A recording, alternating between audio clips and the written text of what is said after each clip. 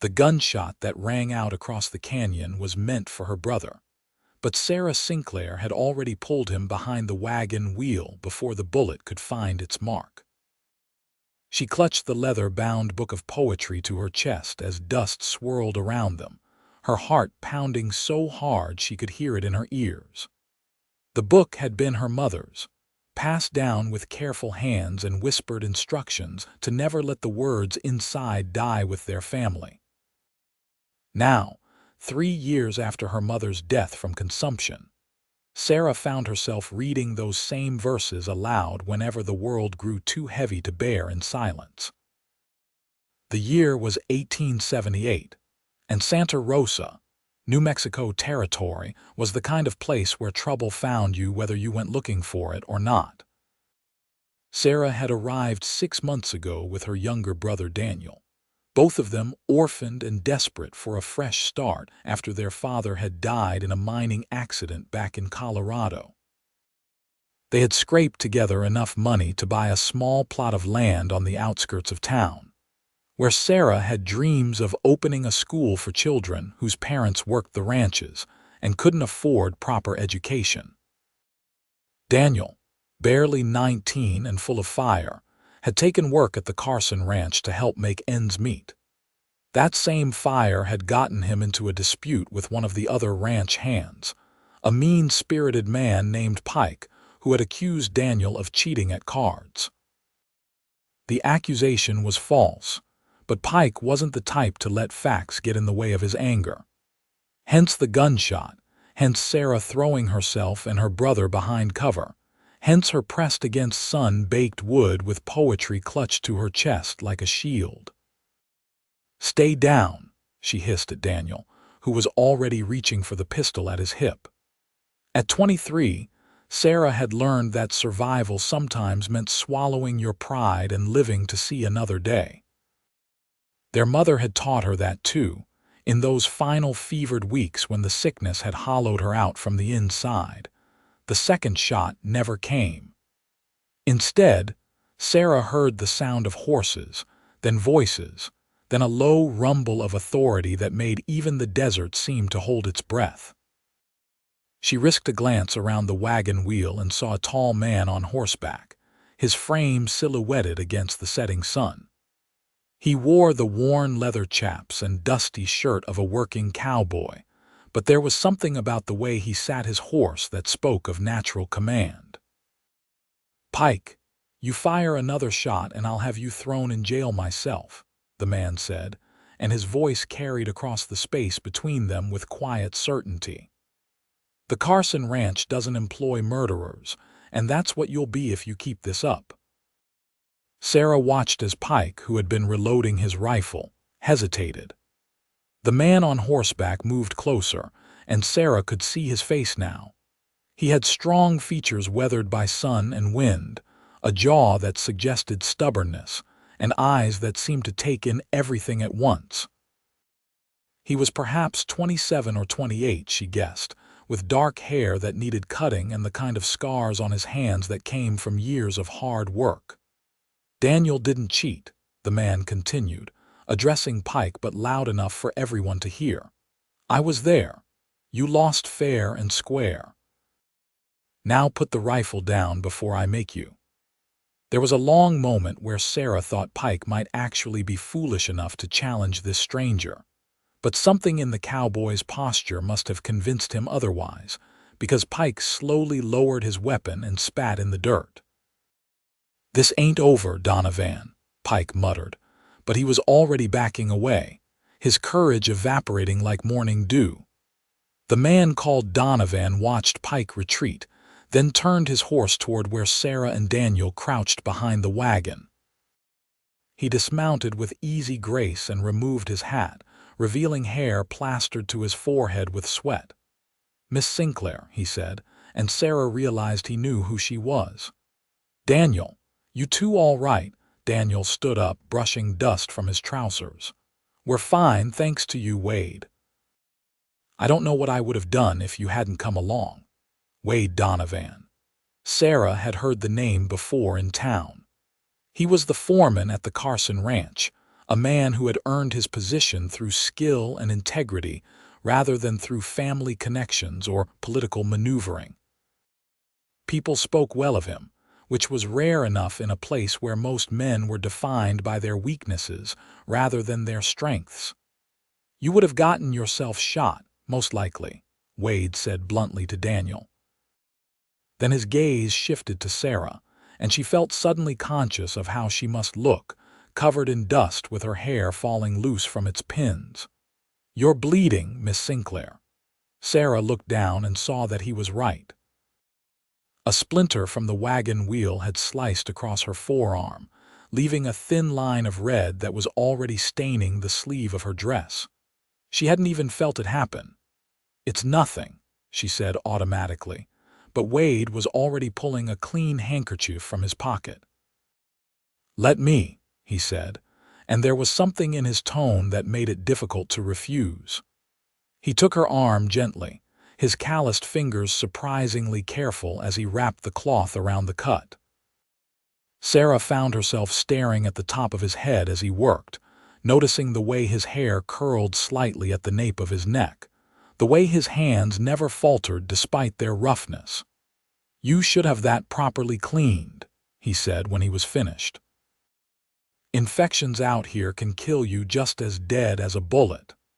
"I'll take care of it," Sarah replied, and was annoyed to hear a slight tremor in her voice. She wasn't used to being rattled, wasn't used to feeling anything other than determinedly practical. But there was something about Wade Donovan that unsettled her in a way she couldn't quite name.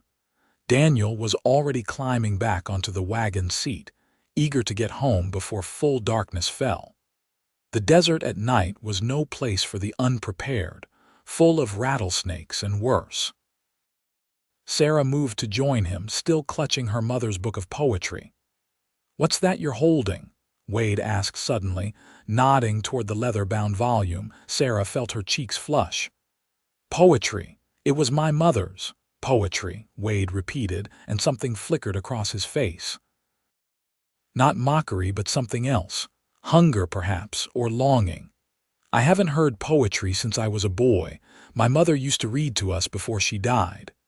There was a story there, Sarah could tell, a depth of loss that matched her own. Before she could think better of it, she opened the book to a random page and began to read aloud, her voice clear in the cooling evening air. "I wandered lonely as a cloud that floats on high o'er vales and hills, when all at once I saw a crowd, a host of golden daffodils."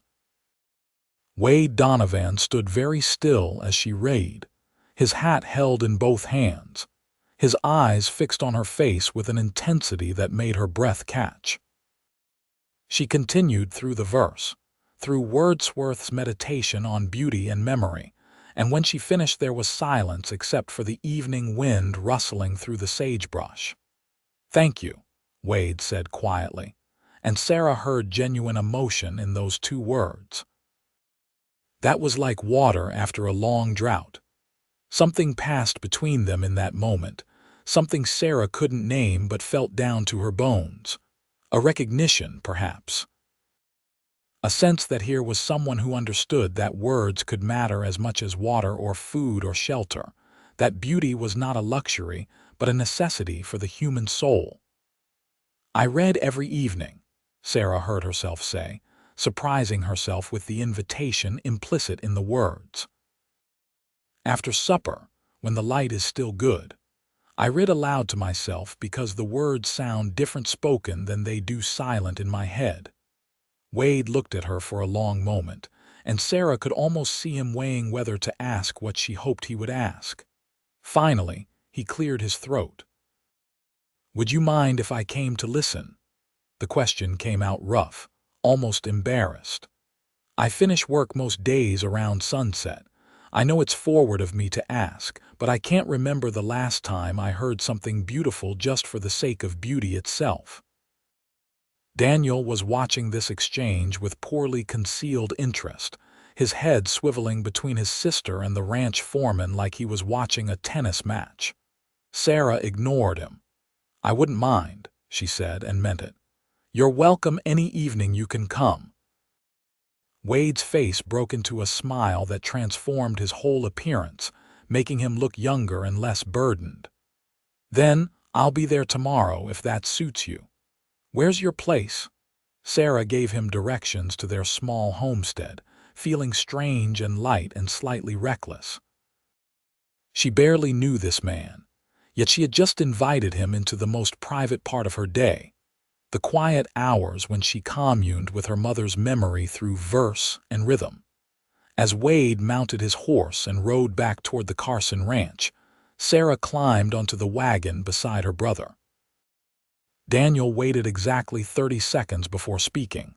"Wade Donovan," he said, his voice full of barely suppressed excitement. "Sarah, you know who that is. He's probably the most respected man in 3 counties.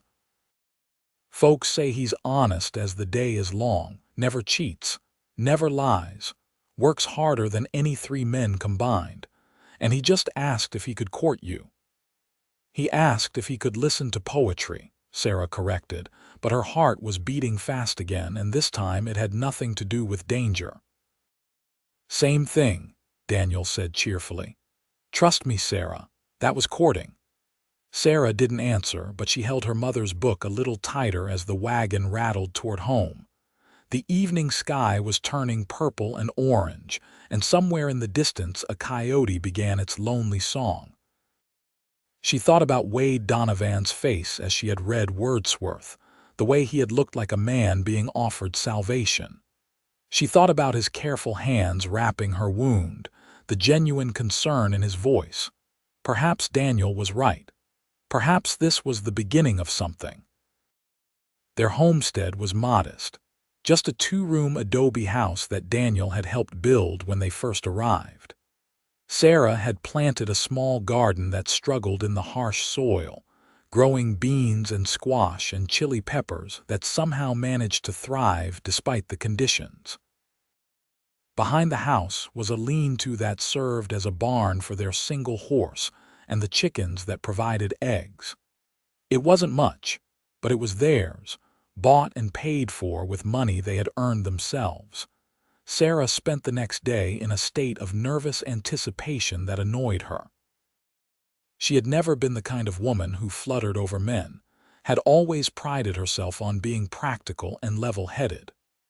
Romance was for people who had the luxury of dreaming, and orphans trying to make a life in New Mexico territory did not have that luxury. Yet she found herself changing her dress twice, then pinning her auburn hair up in a style that was more becoming than her usual practical knot. "You look nice," Daniel observed at supper, trying and failing to hide his grin. "Be quiet and eat your beans," Sarah replied, but there was no heat in it. Wade arrived just as the sun was beginning its descent, riding a different horse than the day before, a sturdy sorrel mare that looked well cared for. He had cleaned up too, Sarah noticed. His shirt was freshly laundered, his hair was damp like he had dunked his whole head in water, and he carried himself with the slightly stiff formality of a man who wanted to make a good impression. "Miss Sinclair," he greeted her, dismounting and removing his hat in one smooth motion. "I hope I'm not intruding." "Not at all, Mr. Donovan," Sarah replied, feeling suddenly shy. "I told you that you were welcome." "Wade," he corrected. "Please, Mr. Donovan was my father. Then you should call me Sarah." They stood looking at each other for a moment, and Sarah was aware of Daniel watching from the doorway with barely concealed interest. She shot her brother a look that sent him retreating back inside, though she suspected he would be listening from the window. Sarah had set up 2 chairs outside the house, positioned to catch the last of the daylight. It was her favorite spot, where she usually sat alone with her mother's book and let the words wash over her like music. Having someone else there felt strange and intimate, like she was sharing something precious that she had kept locked away. "What would you like to hear?" she asked, settling into one chair while Wade took the other. He sat carefully like he was afraid of breaking something, his hat balanced on his knee. "Whatever you were going to read anyway," Wade said. "I don't want to change your routine. I just want to listen." So Sarah opened the book and began to read.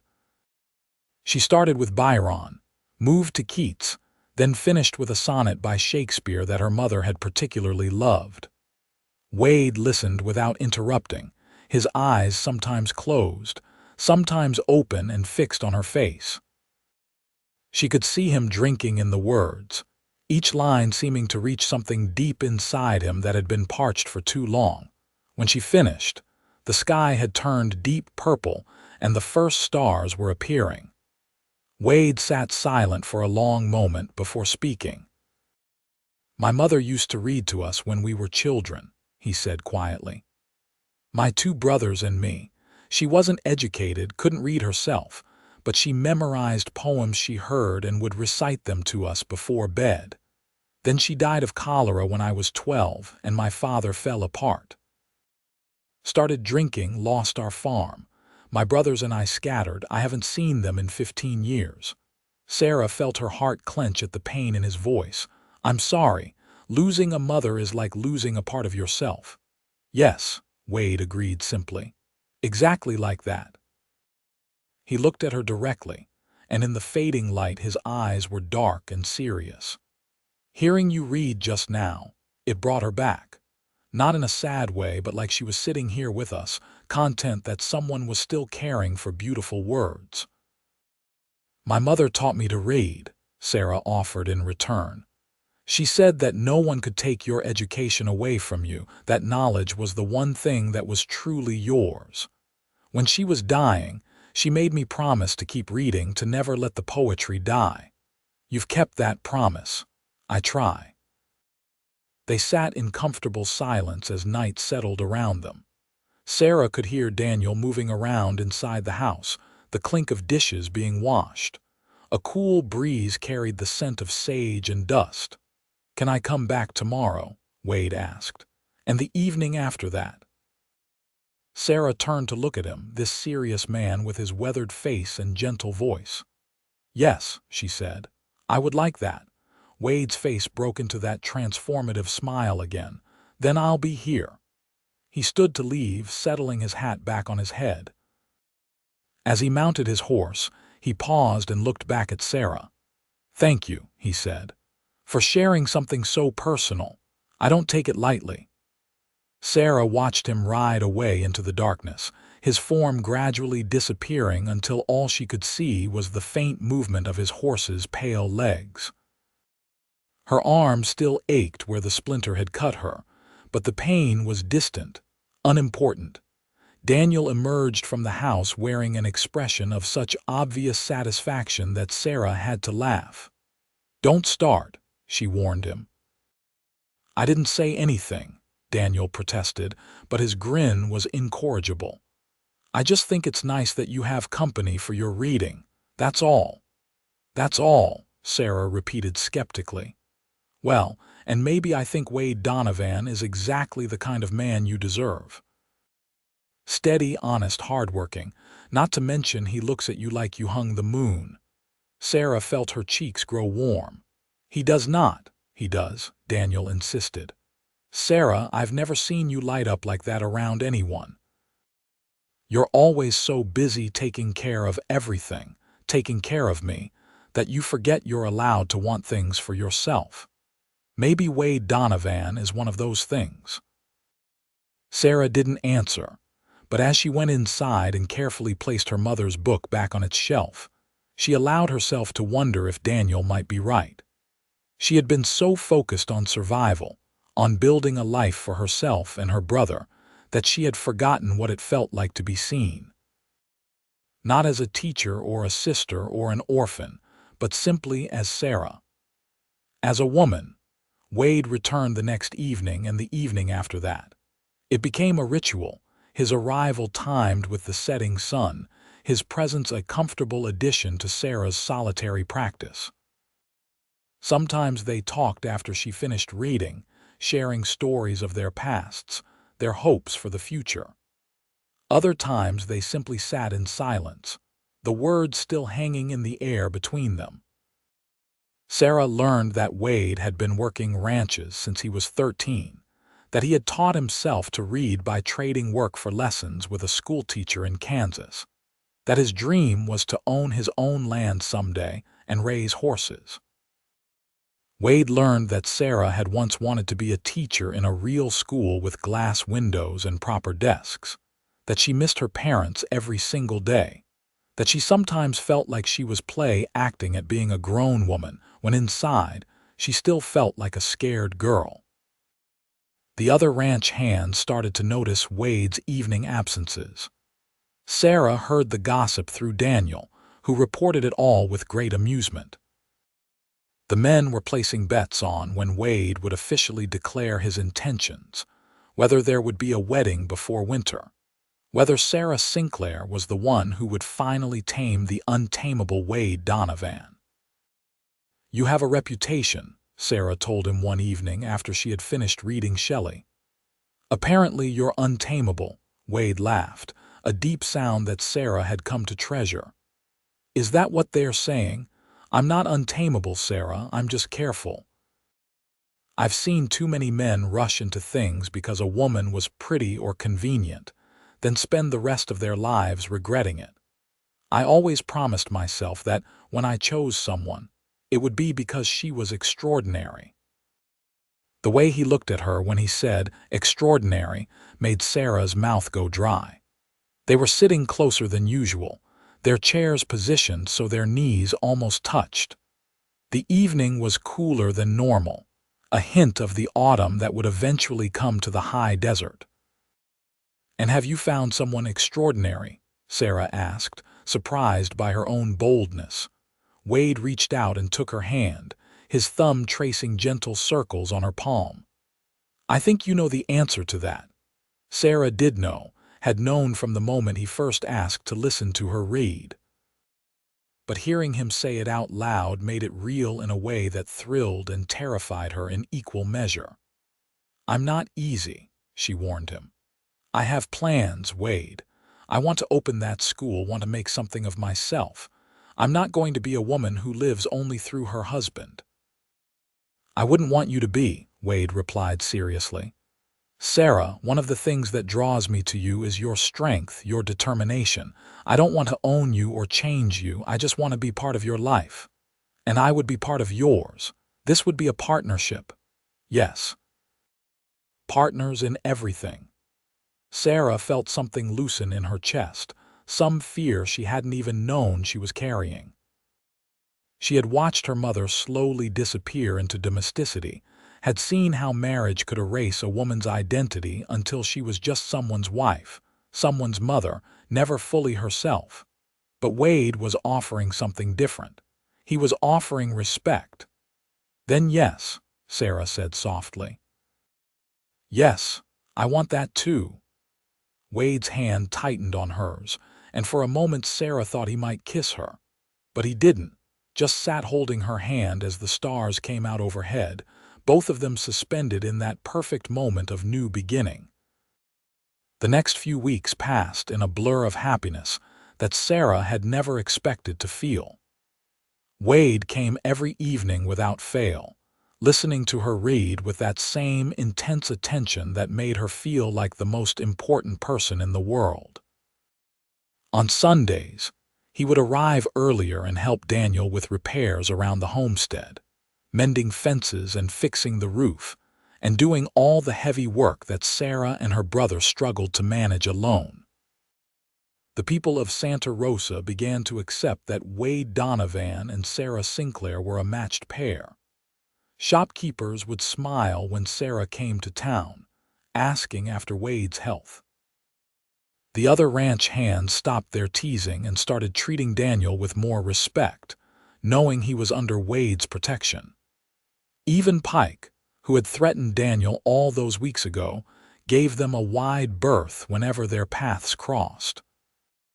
Sarah felt herself opening like a flower in Wade's presence, becoming softer and more relaxed. She laughed more, dreamed more, allowed herself to imagine a future that included love alongside all her practical ambitions. Wade encouraged her plans for the school, even helping her draft a letter to the territorial governor requesting funding for education in rural areas.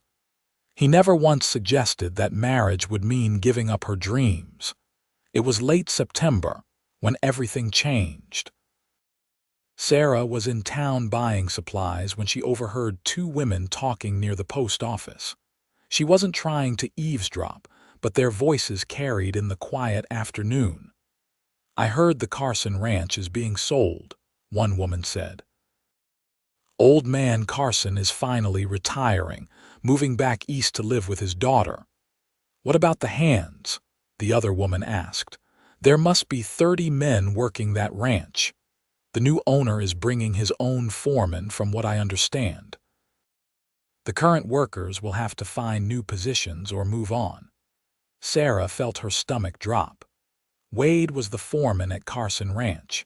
If the ranch was sold, if the new owner wanted his own people in charge, Wade would lose his position. Everything they had been building together suddenly felt precarious, built on shifting sand. She hurried home and found Daniel in the barn, mucking out stalls. He looked up as she entered, immediately noting her distressed expression. "What's wrong?" "Have you heard anything about the Carson Ranch being sold?" Sarah asked without preamble. Daniel's face told her everything she needed to know. "Wade asked me not to say anything. He didn't want to worry you until he knew for certain what was happening." "Tell me," Sarah demanded. "Tell me everything." So Daniel told her what he knew. Old man Carson had announced 2 weeks ago that he was selling the ranch to a buyer from Texas, a man named Garrett who had a reputation for being hard but fair. Garrett already had a foreman he trusted, which meant Wade's position would end as soon as the sale went through. Wade had been looking for other work, but the ranch jobs in the area were scarce. He might have to leave Santa Rosa entirely to find something suitable. Sarah sank down onto a hay bale, her mind racing. Wade hadn't told her. For 2 weeks he had kept this from her, had come every evening with a smile and listened to her read poetry while his whole life was crumbling around him. Why hadn't he said anything?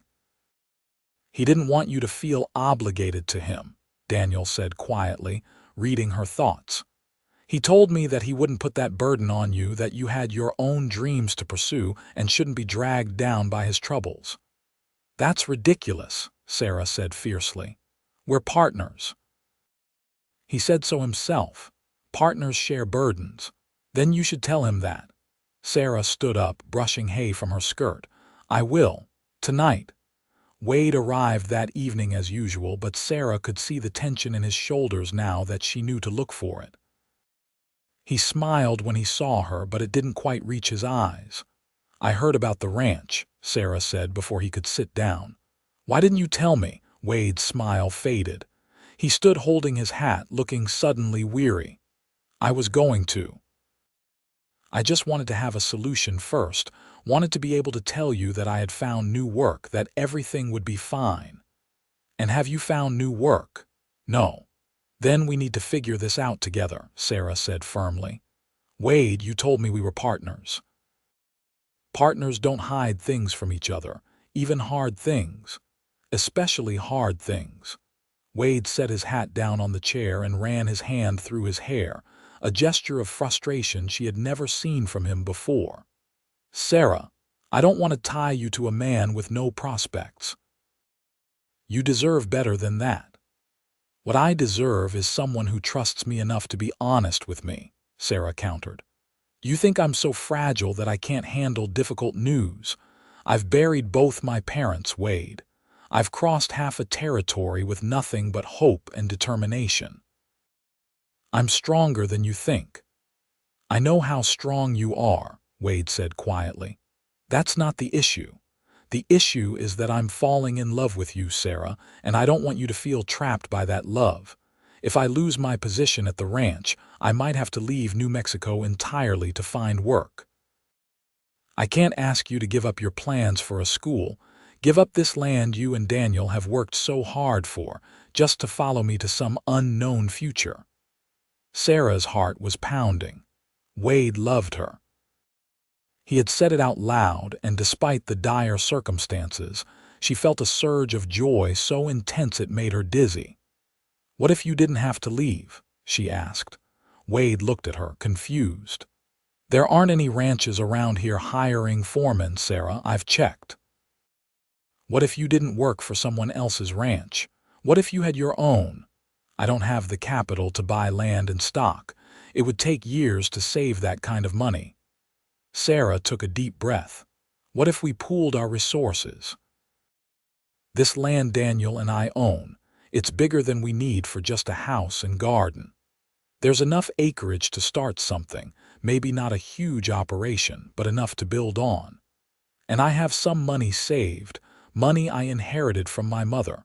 Not a lot, but enough to buy a few horses to start." Wade stared at her. "Sarah, you can't be serious. That money is for your school." "The school can wait," Sarah said, and realized as she spoke that she meant it. "Or maybe it doesn't have to wait. Maybe we can do both. Start small with the horses, and I can teach children in the mornings while you work. We build something together, Wade. A ranch and a school both." "That's your dream," Wade protested. "I won't take that from you." "You're not taking it from me. I'm choosing to share it with you, the same way I'm asking you to share your dream with me. We're partners, remember. We can build something that includes both our visions." Wade crossed the space between them in 2 strides and pulled Sarah into his arms. She could feel his heart beating against her cheek, could feel the tension slowly draining from his body. "Are you sure?" he asked into her hair. "Because once we do this, once we tie our lives together, there's no going back. I'm all in, Sarah, completely and forever." Sarah pulled back just enough to look up at him. "I'm sure. I love you too, Wade. I think I have since the first day you asked to listen to me read." Wade kissed her then, a kiss that was gentle and desperate and full of promise all at once. Sarah wrapped her arms around his neck and kissed him back, pouring into it all the emotion she had been holding inside for weeks. When they finally broke apart, both of them were breathless. "We're really doing this," Wade said, and now his smile did reach his eyes, transforming his whole face with joy. "We're building a life together." "We really are," Sarah confirmed. From inside the house, they heard Daniel let out a whoop of celebration. Both Sarah and Wade laughed, remembering their audience. Daniel came barreling out of the house, grinning from ear to ear. "Finally," he said. "I was starting to think you two would just read poetry at each other forever and never actually do anything about it." "We're doing something about it," Wade assured him, keeping one arm around Sarah's waist like he couldn't bear to let her go. "We're going to build a horse ranch, and your sister is going to open her school, and we're going to do it all together." Daniel's expression turned serious. "You're going to marry her properly, right? Because if you think I'm going to let my sister's reputation be ruined by living in sin with some cowboy, you've got another thing coming." Wade laughed. "Yes, Daniel, I'm going to marry her properly. In fact, I'm going to marry her as soon as humanly possible." "Good," Daniel said, satisfied. Then his grin returned. "Welcome to the family, Wade." The next few weeks were a whirlwind of activity. Wade gave his notice at the Carson Ranch, staying on just long enough to help with the transition to the new owner. Garrett, the buyer from Texas, turned out to be a decent man who paid Wade his full wages and even threw in a bonus for his years of loyal service. It wasn't a fortune, but combined with Sarah's savings, it was enough to purchase 4 good mares and a young stallion with excellent bloodlines. They were married in the small church in Santa Rosa on a crisp October morning. Sarah wore her mother's wedding dress, carefully altered to fit her smaller frame. Wade wore his best shirt and a new jacket that Daniel had insisted on buying him as a wedding gift. The ceremony was simple but heartfelt, attended by a surprising number of townspeople who had come to respect, both the serious cowboy foreman and the determined young woman who read poetry. When the preacher pronounced them husband and wife, Wade kissed Sarah with such tender reverence that several of the women in attendance openly wept. Sarah felt like her heart might burst from happiness. They spent their wedding night in the small adobe house, the same house where Sarah had lived with Daniel for the past months. It felt strange and wonderful to have Wade there as her husband, to know that this was no longer temporary but permanent. They lay together in the narrow bed, wrapped in each other's arms, talking quietly about their plans for the future. "We'll need to build a bigger house eventually," Wade said, his fingers tracing idle patterns on Sarah's arm. "One with enough space for children, if we're blessed with them. And a separate building for your school. One step at a time," Sarah murmured, though she liked the picture he was painting. "First we establish the horse breeding program, then we expand. You sound like a businesswoman, Sarah Donovan." Sarah smiled at hearing her new name. "I am a businesswoman. A businesswoman who happens to be married to a very talented horseman. Speaking of which," Wade said, propping himself up on one elbow to look down at her, "I have something to tell you. I've been in correspondence with a breeder in California. He's willing to sell us 3 additional mares at a reduced price because one of them is pregnant. If we can get them before winter, we'll have 6 breeding females and a foal on the way." "Wade, that's wonderful. But can we afford it?" "Barely. But I think it's worth stretching our budget. The more horses we have to start with, the faster we can build a reputation." Sarah reached up and cupped his face in her hands. "Then we'll make it work. We'll make all of it work." They sealed that promise with a kiss that deepened into something more. And for the rest of the night, they forgot about horses and schools and everything except each other. The first year of their marriage was hard in ways that Sarah hadn't fully anticipated. Building a ranch from nothing required long hours of backbreaking work. Wade was up before dawn every day, tending to the horses, mending fences, building proper corrals. Sarah helped when she could, though she was also trying to establish her school, spreading word through the surrounding ranches that she was offering education for children during the mornings. Daniel proved invaluable, throwing himself into the ranch work with enthusiasm that surprised Sarah. Her little brother was growing into a man before her eyes, developing the same steady reliability that characterized Wade. The two men formed a close bond, working side by side in companionable silence or easy conversation. By Christmas, they had 10 horses, the original 5 plus the 3 from California, which had indeed included a pregnant mare who gave birth to a healthy colt in November. Sarah had 12 students, children ranging in age from 6 to 14, who came to her makeshift classroom in the converted lean-to each morning. It wasn't the proper school she had envisioned, but it was a start. Money was tight. There were weeks when Sarah wasn't sure they could afford both food and feed for the horses.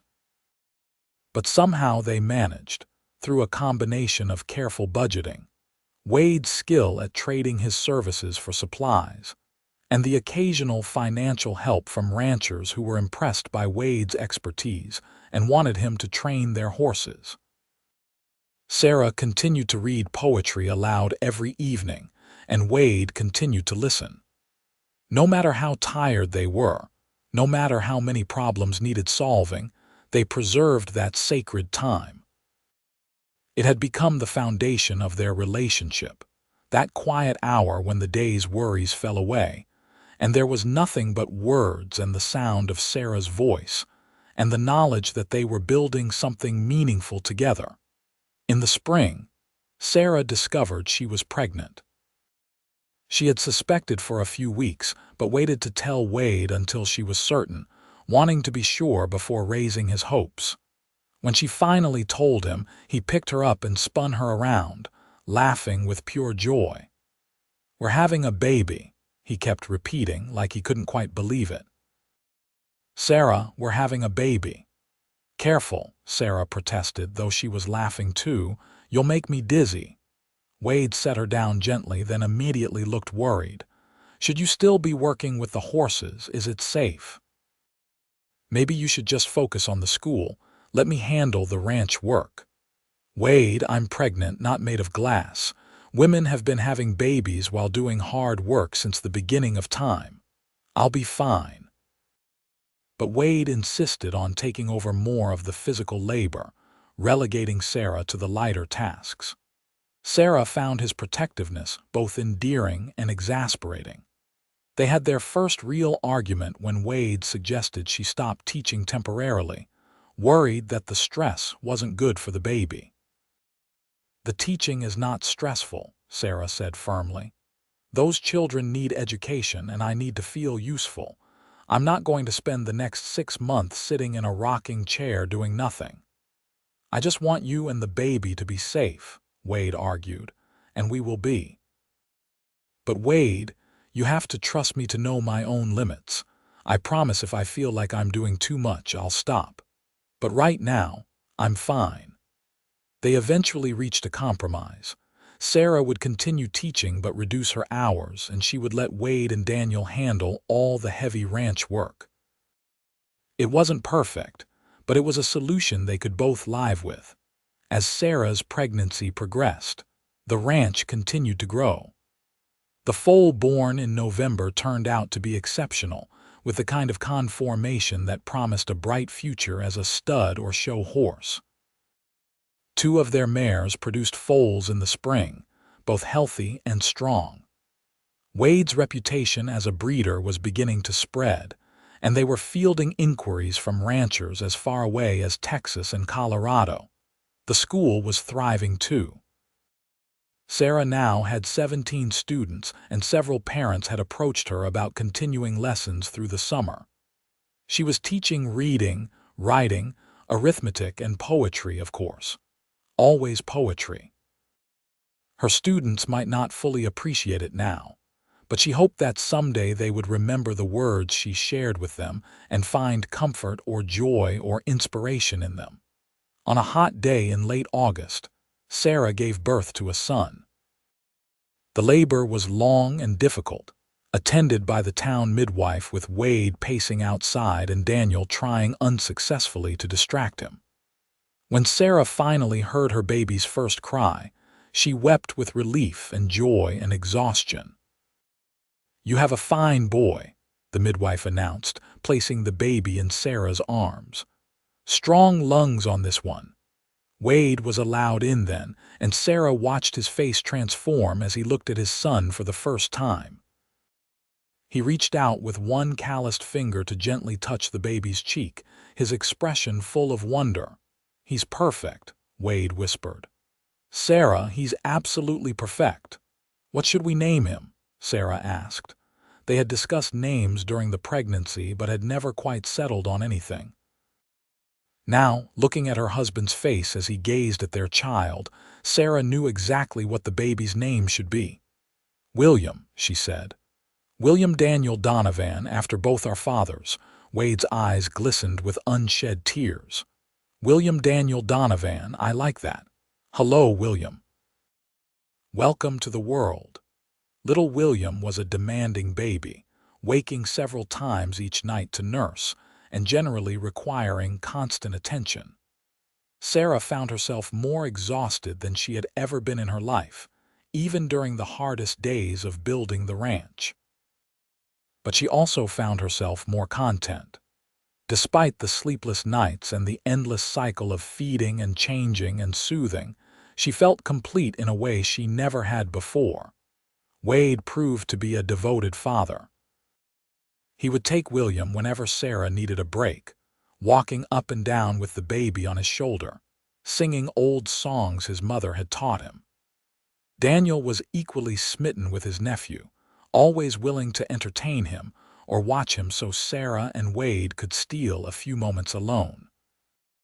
Sarah had to temporarily suspend the school for the first few weeks after William's birth, but she resumed classes as soon as she felt able. She would teach with William in a sling against her chest, the baby's presence adding an unexpectedly domestic warmth to the lessons. The children were fascinated by the baby, and Sarah found that his presence actually improved their behavior, as they all wanted to be helpful and quiet so as not to disturb him. The ranch continued to flourish. By William's first birthday, they had 20 horses and a waiting list of buyers for their foals. Wade had hired 2 hands to help with the daily work, good men who treated the horses well and didn't require constant supervision. The additional help meant Wade could spend more time with his family, could be present for William's first steps and first words and all the small miracles of a child growing. Sarah had her proper school building now, built with lumber they could finally afford and featuring the glass windows and real desks she had dreamed of. She had 23 students and was training an assistant teacher, a young woman named Emma who showed real promise. They built a new house too, a larger structure with separate bedrooms and a real kitchen, and a front porch where Sarah and Wade could sit in the evenings. Wade had insisted on building a dedicated room just for Sarah's books, a library where she could store her growing collection and prepare her lessons and have a space that was entirely her own. Life was good. Better than good. Sarah sometimes had to pinch herself to believe it was real, that she had managed to build not just survival but actual happiness out of the hardship and loss that had brought her to New Mexico. Wade surprised her one evening during their poetry time, after William had been put to bed and the house was quiet. Instead of waiting for Sarah to read, he pulled a small volume from his pocket. "I bought this in town today," he said, looking slightly embarrassed. "I thought maybe you might like it." Sarah took the book and examined it. It was a collection of Emily Dickinson's poetry recently published. Sarah had heard of Dickinson but had never read her work. "Wade, this is wonderful. How did you know I wanted this? You mentioned her once, months ago. You said you were curious about her work." I remembered. Sarah felt tears prick her eyes. Even after 2 years of marriage, Wade still found ways to surprise her with his thoughtfulness. She opened the book and began to read aloud, her voice carrying into the warm evening air. "Because I could not stop for death, he kindly stopped for me. The carriage held but just ourselves and immortality." Wade listened with that same intense attention he had given her from the very first evening, his eyes never leaving her face. When she finished the poem, he reached over and took her hand. "I love you," he said simply. "I love our life, our son, this home we have built, but mostly I love you, Sarah. Every single day I wake up grateful that you were reading poetry aloud that afternoon, grateful that I was brave enough to ask if I could listen." "I'm grateful too," Sarah replied, squeezing his hand. "You gave me everything I wanted, Wade. The school, the ranch, a family. But more than that, you gave me partnership. You made room for my dreams while pursuing your own. That's the greatest gift anyone has ever given me." They sat in comfortable silence as the stars came out, William's soft breathing audible through the open window, the horses moving quietly in their corrals. Sarah thought about how far they had come, from that dangerous afternoon when Pike had tried to kill Daniel to this moment of peace and contentment. She thought about all the poetry she had read, all the beautiful words that had been spoken into the gathering darkness. Her mother had told her that poetry should never die. Sarah had kept that promise, but she had also discovered that poetry wasn't just words on a page. It was the life you built, the love you shared, the small moments of grace that turned survival into joy. Her life with Wade was poetry, a living verse that grew richer with each passing day. 3 years later, Sarah gave birth to a daughter they named Sophie Marie. William, now 4 years old, was initially skeptical about the new addition to the family but quickly became fiercely protective of his little sister. The ranch had expanded to 50 horses and employed 6 full-time hands. Sarah's school had 38 students and 2 assistant teachers. They were saving money to build a proper schoolhouse in town, something larger and more accessible than her converted barn. Daniel had married Emma, Sarah's assistant teacher, and they lived in a small house on the other side of the property. Daniel managed much of the day-to-day ranch operations now, freeing Wade to focus on breeding decisions and training.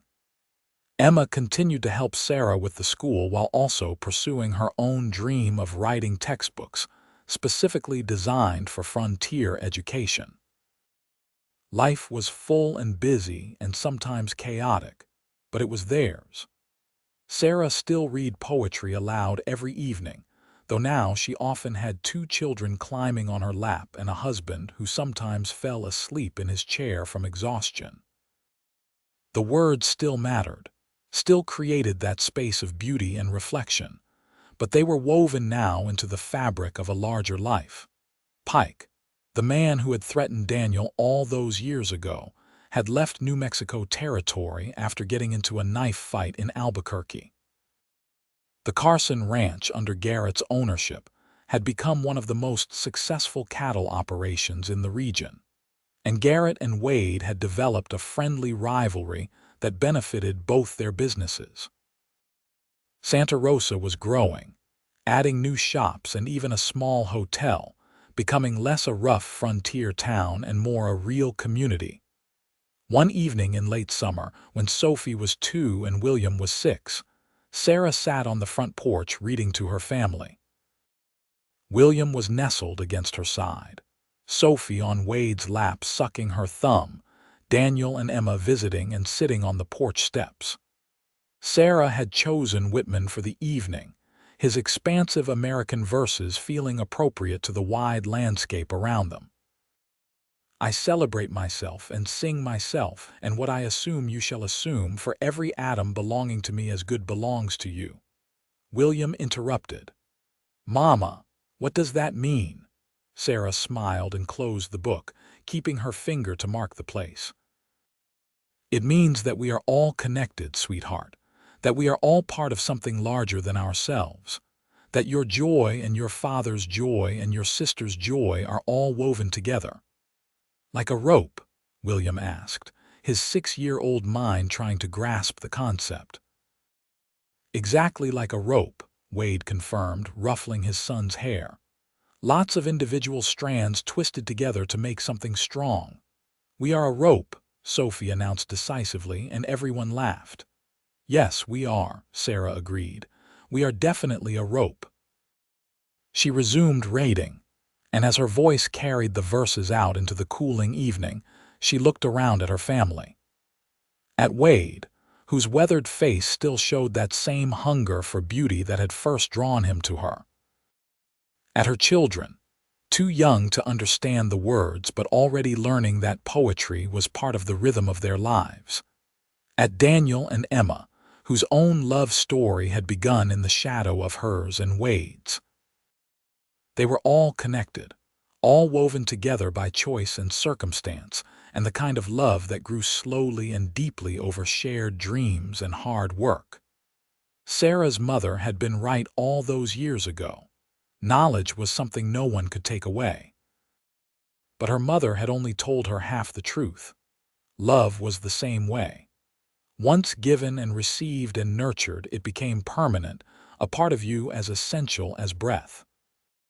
Sarah thought about that terrified young woman who had arrived in Santa Rosa 3 years after her mother's death, clutching a book of poetry and hoping desperately for a fresh start.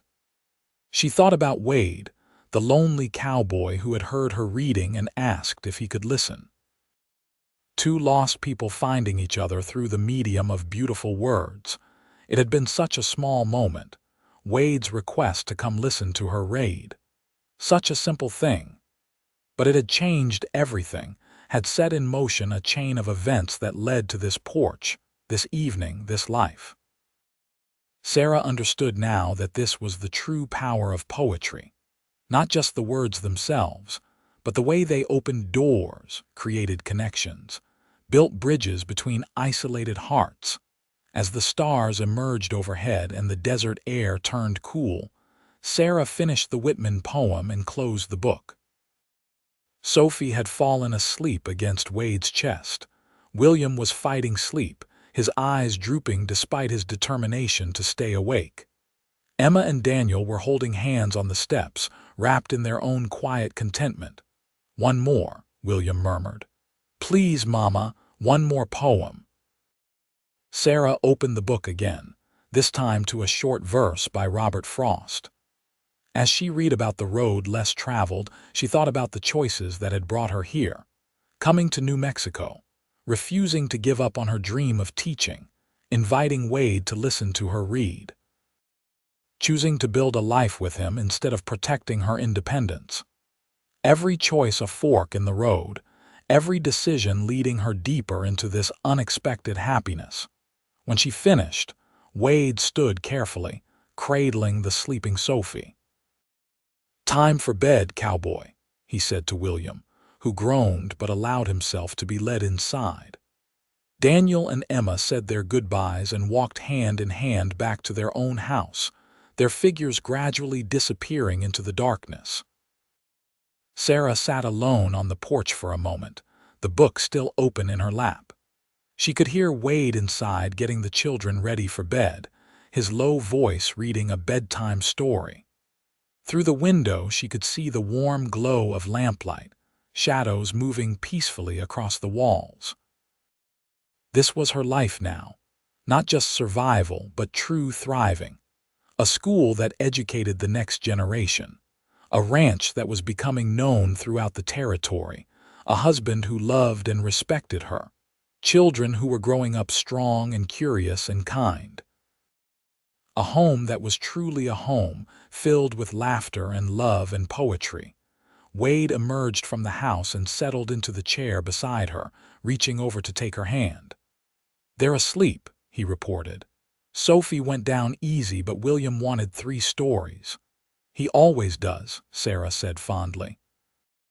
They sat in comfortable silence, their hands linked, the night settling around them. In the distance, a coyote sang its lonely song. The horses moved quietly in their corrals. The wind rustled through the cottonwood trees Daniel had planted last spring. "Read me something," Wade said softly. "Something just for us." Sarah opened her mother's old book, the leather now worn soft from years of handling. She knew every poem in it by heart, had read them so many times the words were part of her. But she still needed to see them on the page, still needed that physical connection to her mother's memory.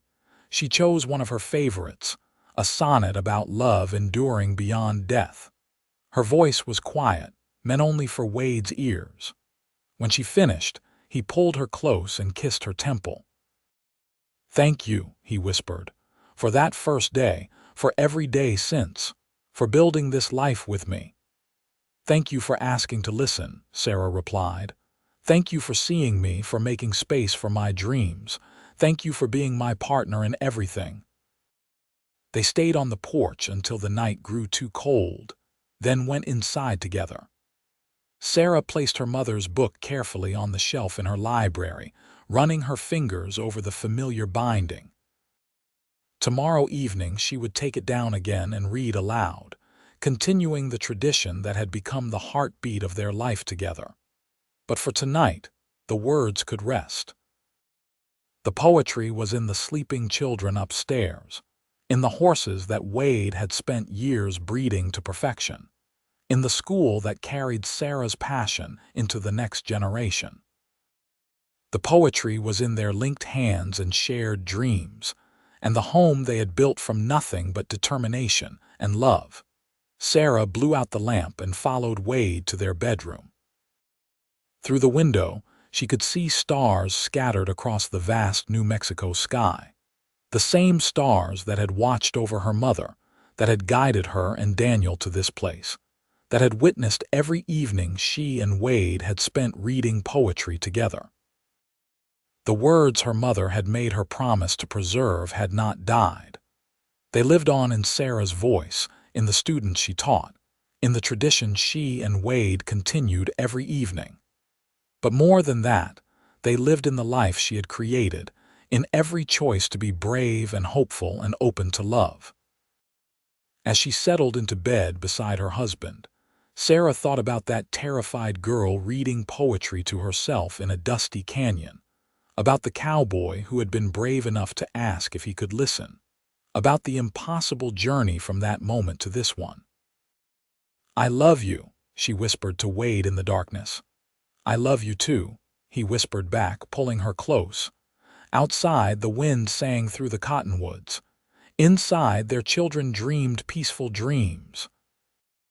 And somewhere between those two spaces, in the place where the tangible and the transcendent met, poetry continued its work of transforming the world one heart at a time, one evening at a time, one beautiful word at a time. Years continued to pass with the steady rhythm of seasons in New Mexico territory. William grew tall and strong, developing Wade's easy way with horses and Sarah's love of learning.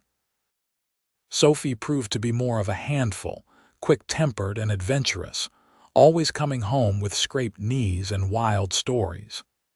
In 1885, Sarah gave birth to twins, two boys they named Thomas and James.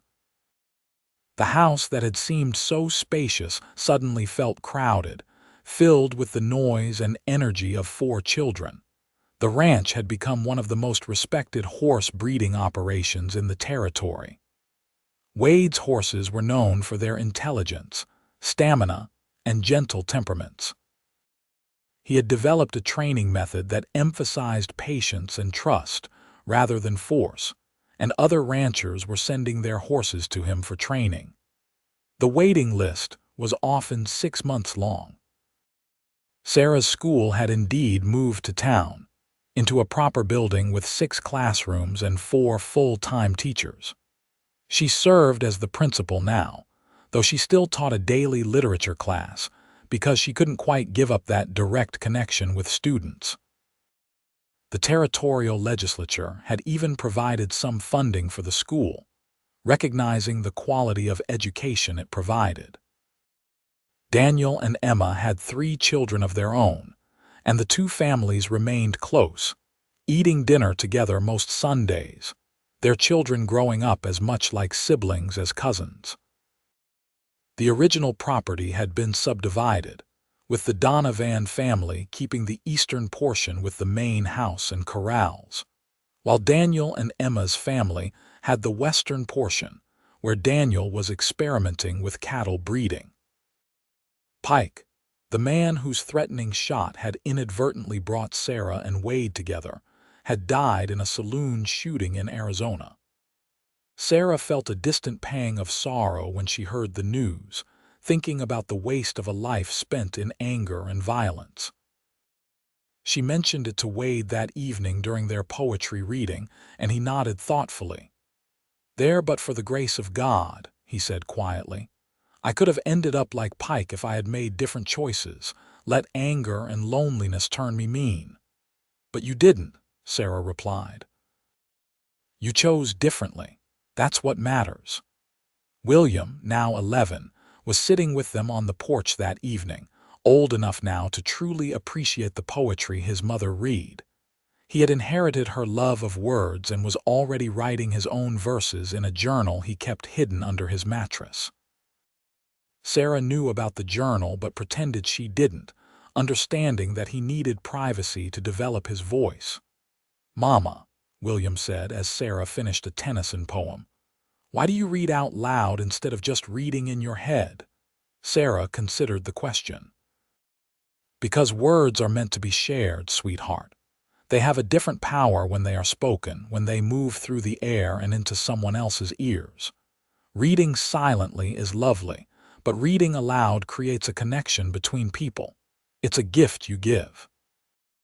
"Is that why Papa started coming to listen? Because you were giving a gift?" Wade smiled. I came to listen because your mother's voice reading poetry was the most beautiful thing I had ever heard. It made me feel like maybe the world wasn't all hardship and struggle, like maybe there was room for beauty too.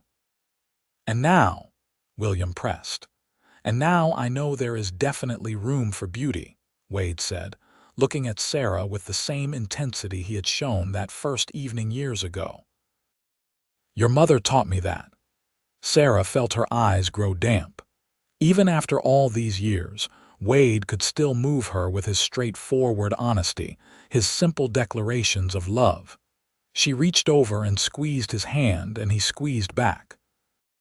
Sophie came barreling out of the house at that moment, her dress torn and her face streaked with dirt.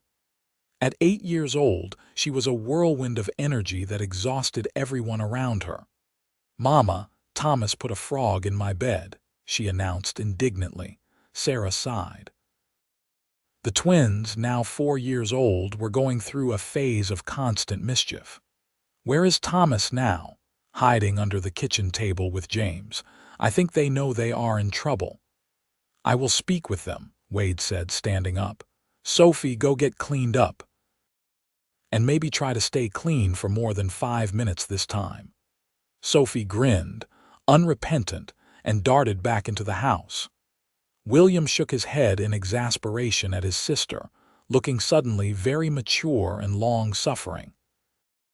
"I am going to go work on my writing," he announced, standing and heading inside. Sarah found herself alone on the porch, the poetry book open in her lap. The sun was setting, painting the sky in shades of orange and purple. She could hear Wade inside the house dealing with the twins, his voice firm but patient. She could hear Sophie singing off-key as she washed her face. She could hear William's footsteps climbing the stairs to his room. This was her life. Chaotic, demanding, full of unexpected frogs and torn dresses and 4-year-old mischief. It was nothing like the quiet, controlled existence she had once imagined for herself. But it was good. It was so much better than she had ever dared to hope. The years continued their march. William went off to university in Santa Fe at 18, planning to study literature and eventually become a writer. Sarah and Wade watched him leave with pride and heartbreak in equal measure. Their first child launched into the world. Sophie, at 15, was already talking about becoming a veterinarian, shocking everyone by announcing she wanted to attend school in Boston, where women were being admitted to medical programs. The twins, Thomas and James, were mirror images of each other in appearance, but opposites in temperament. Thomas was thoughtful and careful, already showing an aptitude for the business side of the ranch. James was reckless and charming, always in trouble but impossible to stay angry at. Wade turned 50 that year, and Sarah threw him a surprise party that brought together people from all over the territory. Former ranch hands, grateful parents of her students, fellow horse breeders, town officials. The house and yard were packed with well-wishers, all of them eager to honor a man who had earned respect through decades of honest work and fair dealing. Sarah watched Wade move through the crowd, shaking hands and laughing at jokes, and felt a surge of love so powerful it almost brought her to her knees. This man, this good, steady, patient man who had asked if he could listen to her read poetry. He had given her everything, had made every dream possible.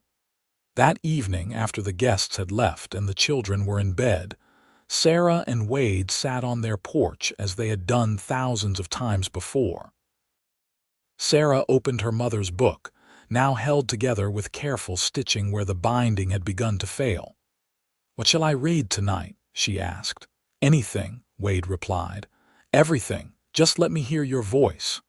So Sarah read, moving from poem to poem, her voice carrying into the night. She read Wordsworth and Byron and Keats. She read Dickinson and Whitman and Tennyson. She read until her voice grew hoarse and the moon had risen high overhead, When she finally closed the book, Wade was looking at her with tears on his face. "Thank you," he said, his voice rough with emotion. "For every evening, for every word, for this life we have built together."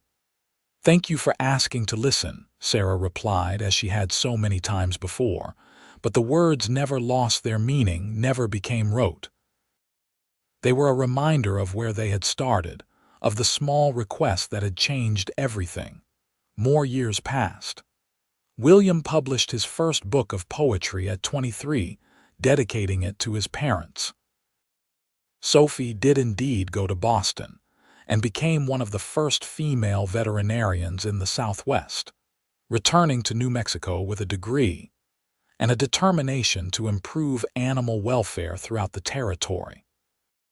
The twins took over much of the daily ranch management, allowing Wade to slow down as his body began to show the wear of decades of hard physical labor. Sarah retired from the school at 62, though she continued to tutor students privately and serve on the school board. The school that had started in a converted barn now served over 200 students and was considered one of the finest educational institutions in New Mexico, which had achieved statehood in 1912. They were grandparents many times over now. William had married a fellow writer and had 3 children. Sophie had married another veterinarian and had 2. The twins had both married local girls and between them had 7 children. The property that Sarah and Daniel had bought so long ago was now home to 3 generations, a sprawling family compound where Donovans gathered for holidays and birthdays, and no particular reason at all. Daniel passed away in 1915, his heart giving out suddenly while he was working with a difficult horse. Sarah mourned her brother deeply, grateful that she had been able to give him a good life, that he had found love and purpose and family. Emma moved into the main house after Daniel's death, and she and Sarah grew even closer. 2 old women who had seen so much together. Wade's health began to fail when he was in his 70s. Nothing dramatic, just the slow diminishment that came with age. His joints ached, his hearing grew poor, his eyes needed thick spectacles to read. But his mind remained sharp, and his love for Sarah never wavered. They still sat on the porch every evening, though now they needed blankets even in summer. Their old bodies unable to maintain warmth the way they once had, Sarah still read aloud, though her voice was thinner now, sometimes cracking on the higher notes. Wade still listened with that same intensity, though sometimes he fell asleep partway through, his breathing evening out into gentle snores. Sarah never minded. Even in sleep, he was present with her, their lives so intertwined that his absence would have been more noticeable than his presence. On a cool evening in October 1923, Wade asked Sarah to read his favorite poem, the Wordsworth about daffodils that she had read that very first day. Sarah opened her mother's book, now held together more by habit than binding, the pages thin as tissue from decades of turning. As she read, she watched Wade's face. He was 84 years old, his face deeply lined, his hair pure white. But when he looked at her, she could still see the young cowboy who had been brave enough to ask if he could listen, who had fallen in love with words and the woman who spoke them. I wandered lonely as a cloud that floats on high over vales and hills, when all at once I saw a crowd, a host of golden daffodils. Wade reached over and took her hand, his grip still surprisingly strong. "Sarah," he said quietly, "I want you to know something. Every evening with you has been a gift. Every word you have read, every poem you have shared. You made my life beautiful. You made me believe in beauty. I love you more now than I did the day we married, and I loved you infinitely then." Sarah felt tears streaming down her face. "I love you too, Wade. You gave me everything I wanted and so much more. You were the best partner I could have ever hoped for." They sat holding hands as the stars came out, the book open in Sarah's lap. In the distance, she could hear her grandchildren playing, their voices carrying on the evening air. She could hear horses moving in the corrals that Wade had built. She could hear the cottonwood trees that Daniel had planted rustling in the breeze. This was the life they had built. From a single evening of poetry reading, from one request to listen, they had created something magnificent. A family, a ranch, a school, a love that had endured for over 4 decades. The words Sarah's mother had made her promise to preserve had been kept alive, passed down to children and grandchildren who would carry them forward. Wade died peacefully in his sleep. 2 weeks later, Sarah beside him in their bed. He simply didn't wake up one morning, his long life gently coming to its end. Sarah held his hand and wept, grateful and heartbroken in equal measure. Grateful for every day they had shared, heartbroken that those days were now over. The funeral was enormous, bringing together multiple generations of people whose lives Wade had touched. His children spoke about his patience and integrity.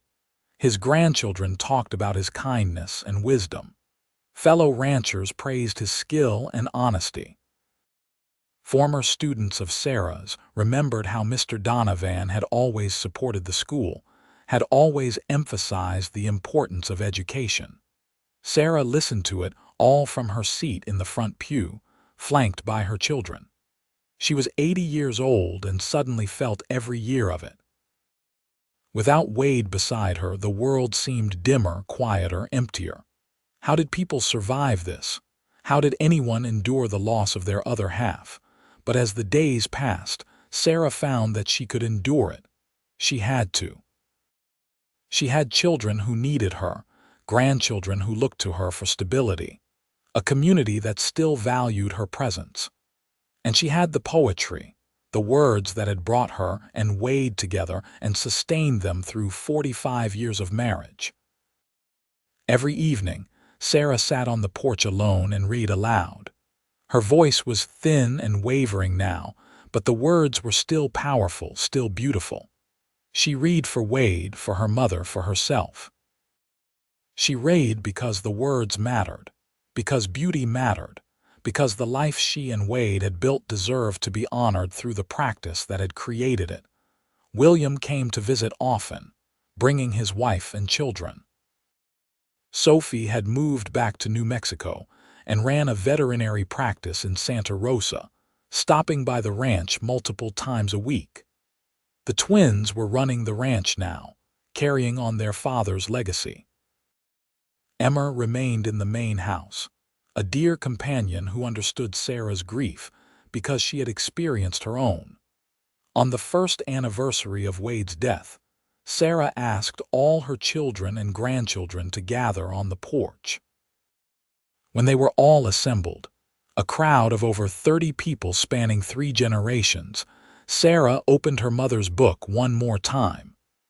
"Your grandfather asked me to read to him every evening for 45 years, she told them, her voice carrying despite its thinness. "It was our tradition, our way of honoring beauty and each other. I want to read to all of you tonight, to share this tradition with you so it can continue after I am gone." So Sarah read, her voice growing stronger as she moved through the familiar verses.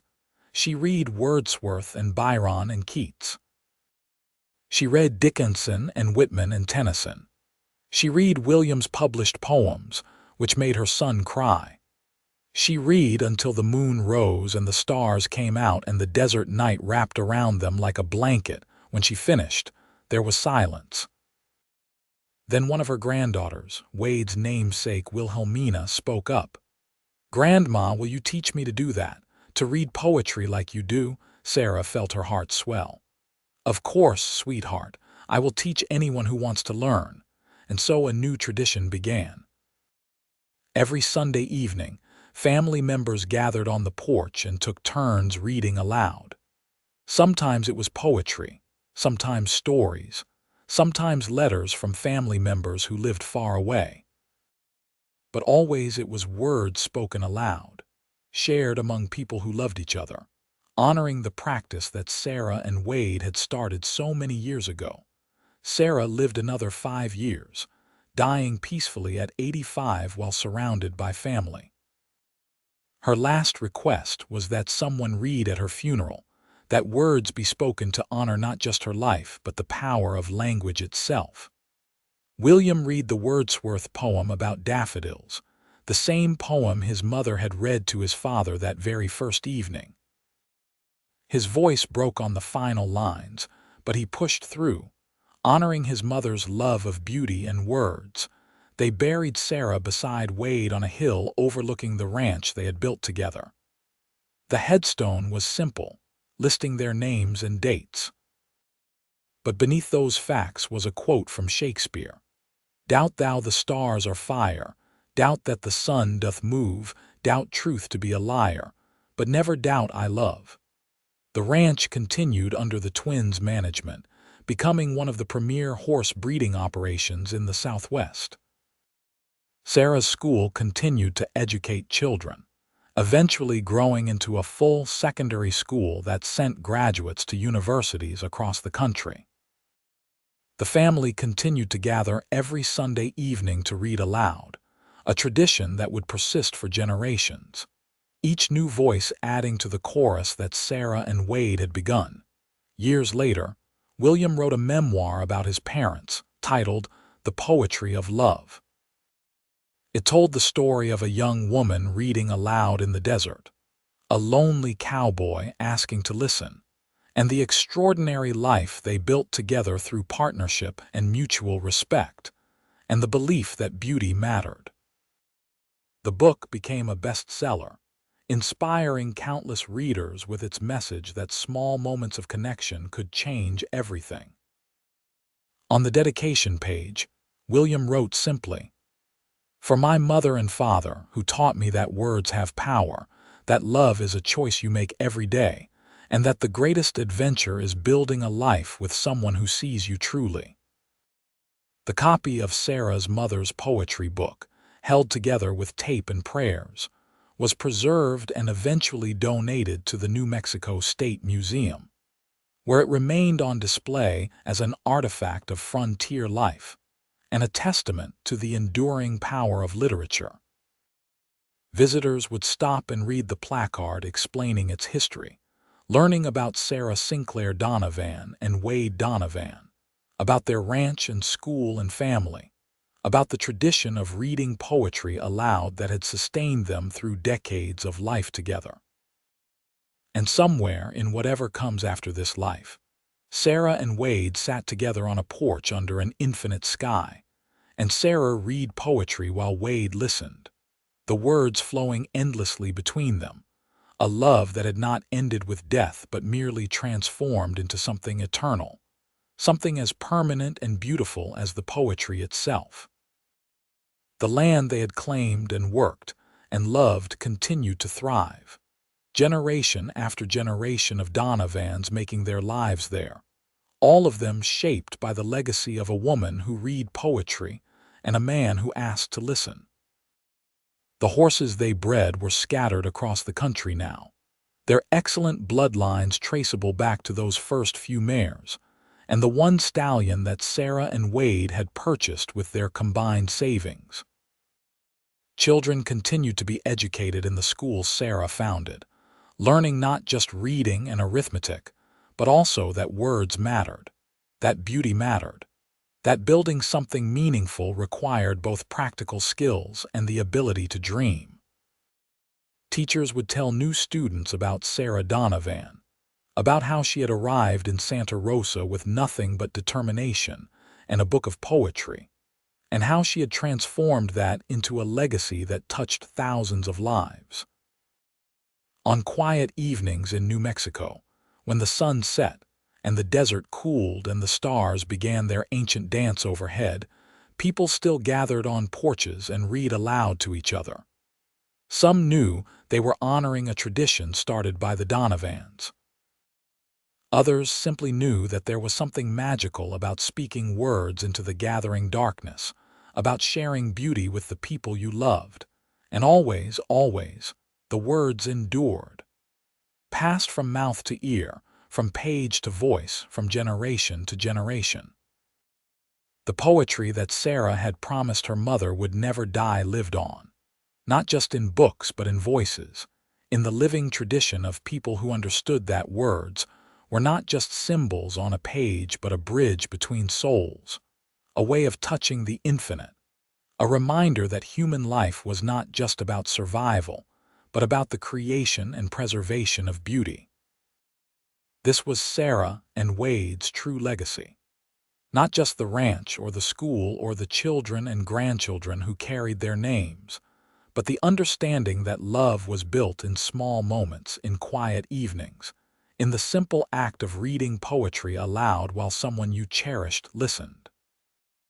They had started with nothing but words and hope, and they had created everything that mattered.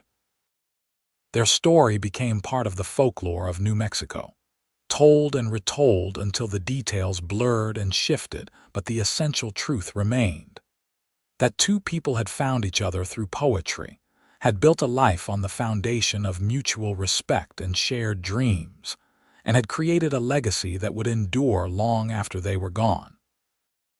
It was a love story as old as time and as unique as the two individuals who lived it, a testament to the power of small acts of courage, and the belief that beauty and love could flourish even in the harsh landscape of the American frontier.